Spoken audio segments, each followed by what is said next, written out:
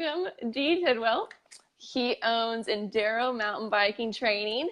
Welcome to the ladies group. Well, thank you. Hello, ladies. I apologize. Samantha says hi. Kira says hi. Kathy says, gives little hand claps for you. I don't know if you can see the comments are not on there, but I'll read them to you as they come.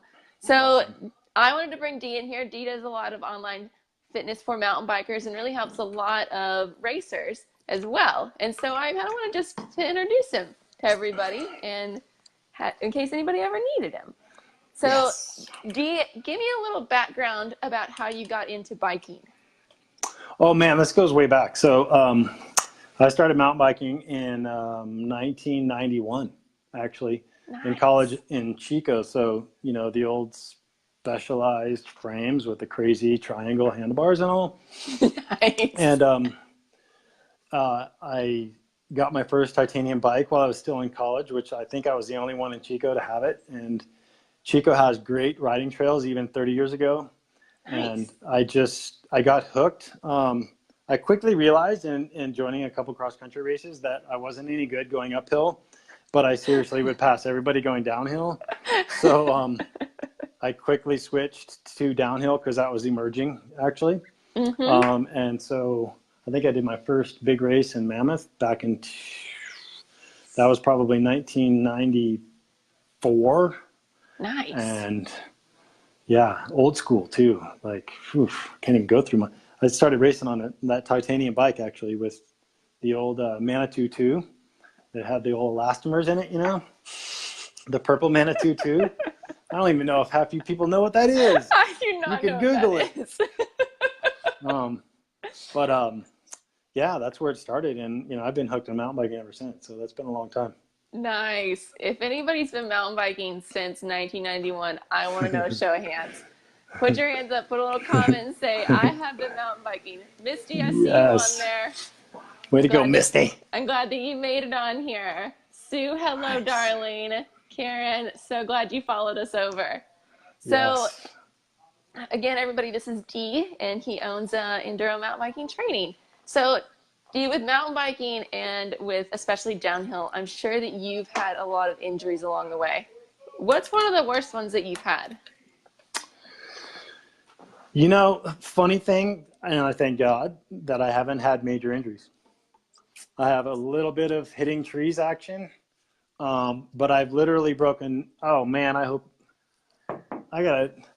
still racing, man. I can't. You can't say that stuff. Oh, it's like saying last lap. I know, but it's the truth. I mean, flesh wounds from flat pedals, you know, soft tissue injuries to, if you guys look at my Facebook page, back or Instagram page, at Enduro MTB training, you'll see my famous Aspen crash. But even then, and really due to training, I didn't break anything. The guy that went ahead of me actually broke ribs, punctured a lung. Ooh. And that's why I crashed, because I had to essentially stop over a road drop.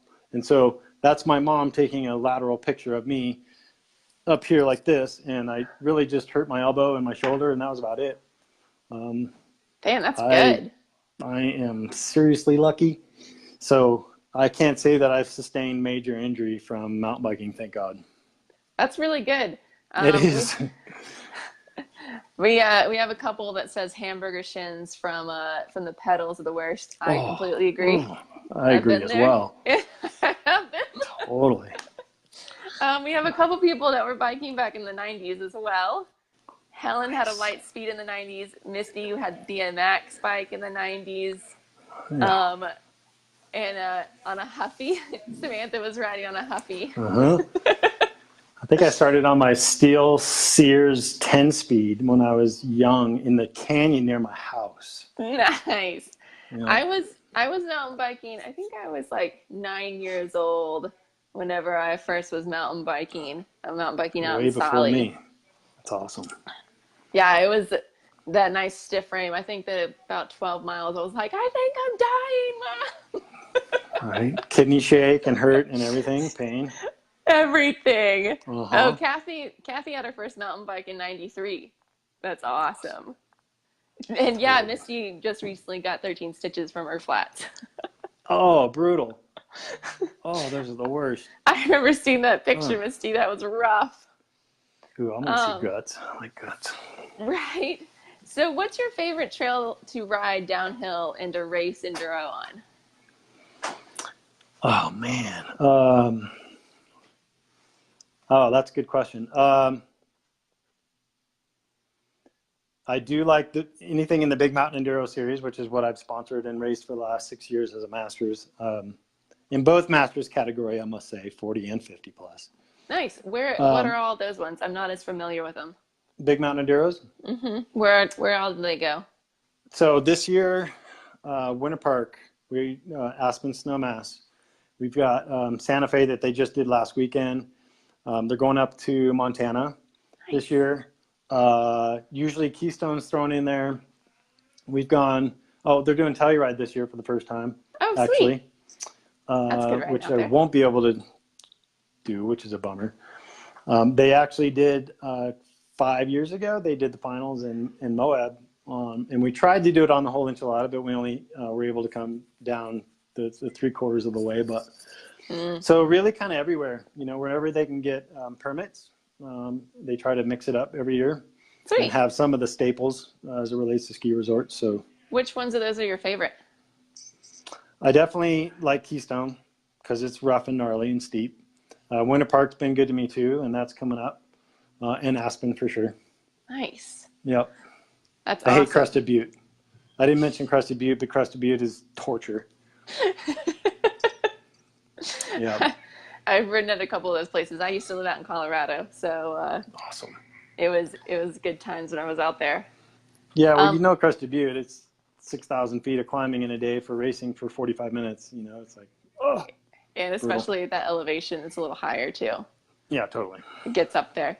If Yep. anybody else is on here live and you have a question for Dee, go ahead and pop it on there.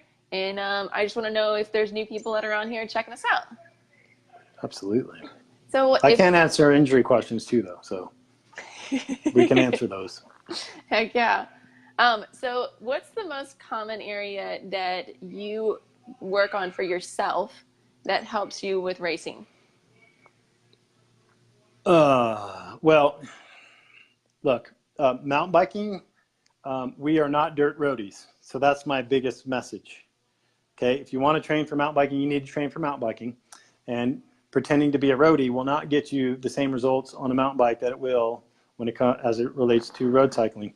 Our sport is much more dynamic. It requires much more of everything: mobility, stability, flexibility, balance, coordination, strength, endurance is a huge thing. Really, because we have all that feedback coming in from our bikes, right, and from the trail, obviously. And you have to be able to, your body has to be able to withstand that external force, if you will, for long periods of time. And, road biking doesn't have that type of nature involved. And it's very much cyclical. I mean, yes, we ride bikes, obviously, and it's cyclical, but we're all over the place and we're not really in the same position, and we're moving fore and aft and blah, blah, blah. So really, strength training in general, especially for you ladies, strength training is super, super important. Being flexible is not, because women compared to men, women already have typically built-in flexibility mode and weakness generally, and men are typically tight but tend to have strength, right? I mean, that's kind of how it goes. Actually, I always say the yoga strength training paradigm is backwards. Women should be in the gym and men should be in yoga studios, simply for that reason, right? Yep, it's very true So that women are definitely a little bit more flexible, and we definitely need a little bit more control and strength, especially yes, through our midsection, because we have wider hips within that as well, and that's that plays a correct. huge role for us for our stability and control, especially on the bike, and also our power Yes, for some of the technical areas for sure. agreed. Samantha, I saw that you had a Kmart bike from your grandfather. That is spectacular. Um, Nice. it's summer. We'll catch you later on that replay. Misty had a question. She asked, "What's a good first timer enduro race?" She was planning on Paris Mountain and Cranksgiving. Are you You familiar with know, that one at all? I'm not. I've heard that name, but I don't know where it's at. Misty, where is that located at for me, girl? But No. regardless, it should maybe challenge your skill level. It should meet or challenge your endurance level. Because what you don't want to do is go into something that's way over your skill level or your endurance level, and then all of a sudden you're really super fatigued because of the length, and then you crash simply because of fatigue, right? Definitely. So I would say whatever those parameters are is really what you want to look for. Look for more of a fun enduro if you're going to race. That's a good place to start. Are there any more fun enduros around that you know of that are just some good examples of some? Here in Colorado? Anywhere around the States. You know what? Gosh, man, they pop up a lot, actually. And so there's so many now. I think you just have to search for them, and you can find them pretty easy, or even ask your local bike shop. They should know pretty much what the schedule is for, gravity racing in general in their area. But I'm not keeping track of race series other than my own that I race in and whatnot. But you can find Funderos, no problem. Sweet. Any advice on, besides doing and talking to the bike shop, any advice on how to search for them? Do you actually type in Fun Enduro on Google?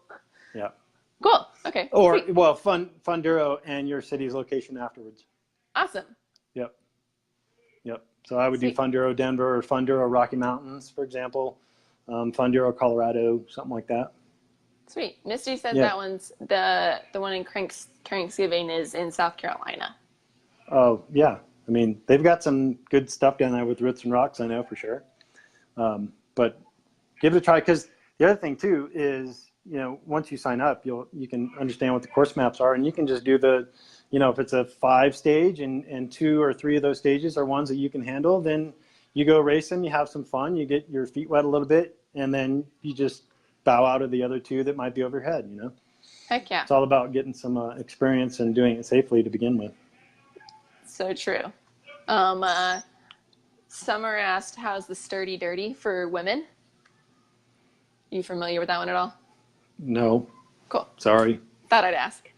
I'd be happy to look them up, and people could send me an email, ask my opinion. I'll happy to respond to them. Cool.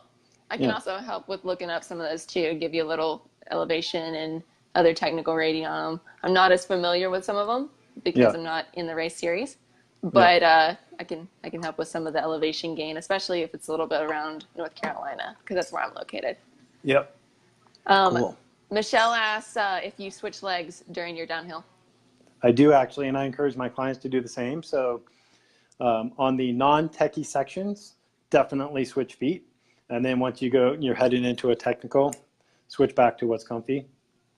I think that's super helpful. I'm working on a bit of a paper as it relates to downhill position, dominant downhill position, and what is happening through your system. Like I'm left foot forward. So my right SI joint, my right hip flexor, my right ilium stays anteriorly rotated, my left upper hamstring, my left gastroc, all of these are trends. And so I'm working on that I'll post on social media in the future, and then provide solutions too, which would be cool. Yep, that's actually part of what I talked about last week, was about balancing your body in if you have a stronger side, weaker side, and it's going to track more into downhill positioning for it. So good job. Same basic alignment within that. I love it. Perfect. I love it. Kiera said that they have a novice and open class. Sometimes you should do the novice class. She is in Australia, so hers are a little bit different within that than we have in the States. But it's awesome they have an open and a novice class in some of those. It's good. Totally. Good deal. Sweet. Well, one thing I would, if I could, that I always talk to my female athletes about, and you guys know better than I do, of course, and you've probably already talked about this, but if you do ride, race, or want to compete, always beware of PMS in that time period, because You'll be loosey-goosey, you'll be inflexible, you'll be out of balance, whatever your tendencies are personally. Just know that you're not going to be able to perform at your best because of it, because of relaxing, etc. So always something that I just mentioned for the ladies, and keep in mind as it relates to racing. And if it happens to fall, your race happens to fall during that week, you got to do your best. Yep, things happen. But yes, Yep. that's totally true. Your hormones of that time of the month definitely play a role, and also different things that it does to you. Right. Yep, whether you have headaches or whether you get other hormone shifts during that will play a huge role. Definitely. Michelle asked one more question, and then we're going to have to wrap it up. Michelle asked, how about the corners? Do you switch your legs left and right during each turn? I don't. I wish I could. I think I still have a little bit of bad habits from growing up way back when there were no mountain bikes, to the introduction of mountain bikes, to being a moto athlete too, and not trying to squeeze my seat. And so I think today's kids are learning a lot more, technical skill levels of being able to switch, for example. And I see that as a benefit of being comfortable in both, but you don't necessarily have to do that. But I try to understand what it feels like. Yeah, I'm working on it. Yep, But it's all it's not going to be mastered. skill building within Totally. it. Definitely. Yep, absolutely. All right, guys. Well, thank you so much for popping on with us. And Dee, thank you. And if they want to find out more information about you, where can they find you? So Instagram, Facebook, at Enduro MTB Training. And then my website is www.enduromtbtraining.com. Perfect. All right, Yes. ladies. Well, thank you so much for your patience for us getting on here live. Dee, I love it. And yes, thank you. and we'll talk to you guys later. Bye, Bye, everybody. y'all.